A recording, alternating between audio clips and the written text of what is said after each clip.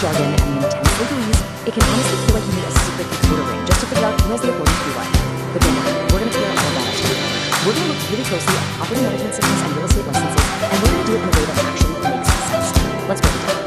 For those of you who might be new here, I'm Ashley, your guide and visual educator right here at the Application Lab. My absolute favorite thing to do is take complex property management and real estate concepts and just simplify them. We're going to use our signature whiteboard style approach today because, let's face it, seeing things mapped out visually is simply the best way to make them stick. My goal is for you to feel completely confident, informed, and totally unintimidated by these systems by the time we wrap up. So here's the big question that brings us to the whiteboard today. Broker, salesperson, or associate broker? What is the real difference? In California real estate, we see all three of these titles constantly. People often just use them interchangeably in casual conversation, but legally and functionally, they're incredibly different. Yes, they all participate in licensed real estate activities, but who actually has the power to run their own business? Who legally needs a boss? And what in the world is an associate broker? Okay, let's dive into our lesson plan for today. 1. Welcome to the lab. 2. The real estate broker. 3. The real estate salesperson. 4. Meet the associate broker. 5. A visual learning recap. And finally 6. Takeaways and disclaimers. Section 1. Welcome to the lab. Breaking down property management simply. The big idea to keep in mind today is that while brokers and salespersons are all doing licensed real estate activities, they're playing by completely different rulebooks.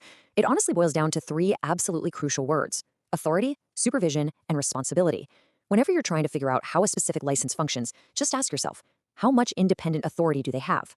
Do they require supervision? And what level of legal responsibility do they carry for the people around them? Moving on to Section 2, the real estate broker, the highest level of authority. We're starting right at the top of the ladder because the broker is literally the foundational building block of this entire system. By the book, a real estate broker is a person licensed to perform or negotiate real estate activities for compensation. Now, I know that sounds a bit corporate, so here's a much simpler way to think about it.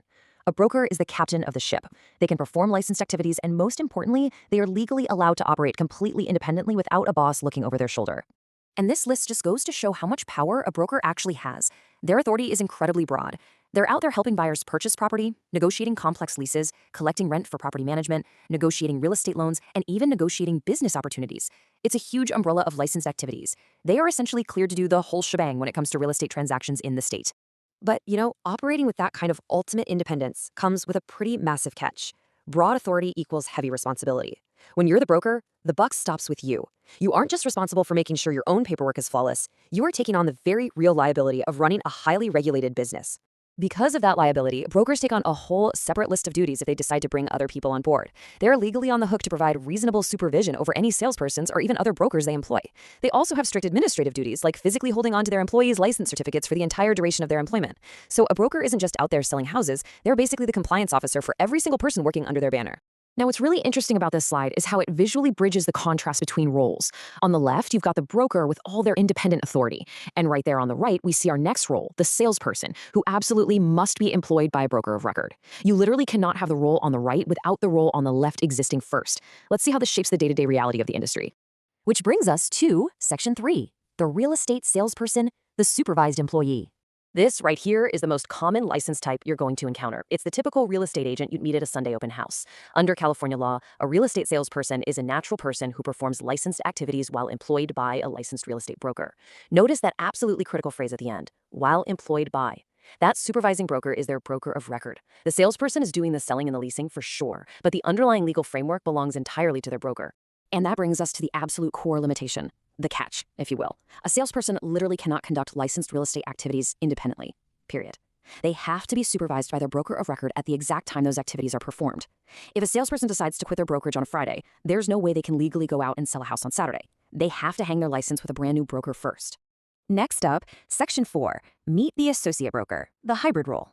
So we know what a broker is, and we know what a salesperson is. But what happens when you kind of mix the two together?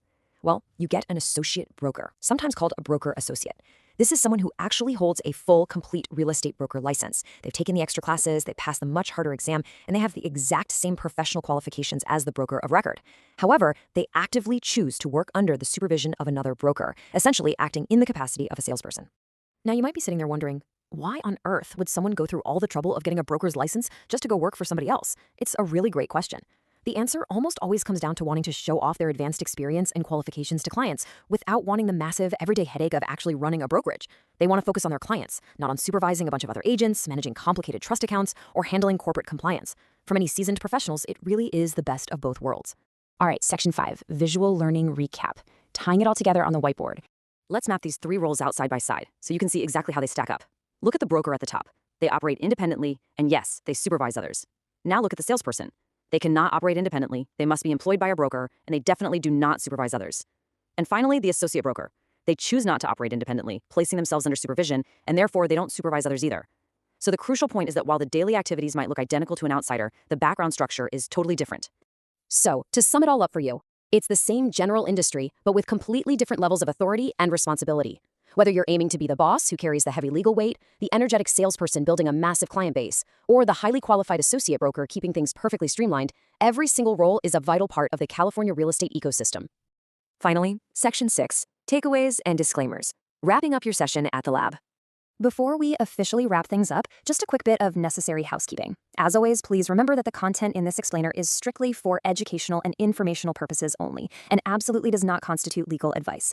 Real estate laws and licensing rules can and do change. You should always consult the California Department of Real Estate or a qualified professional for guidance that is specific to your unique situation. Documentation matters, folks, so always go to the source. To finish up, I really want to leave you with a question to chew on. Based on your own career goals, your personal tolerance for liability, and your desire for independence, which California real estate license actually sounds like the right fit for you? Think about it. Thank you so much for joining me today here at the Application Lab. Keep learning, keep organizing those systems, and I will see you next time.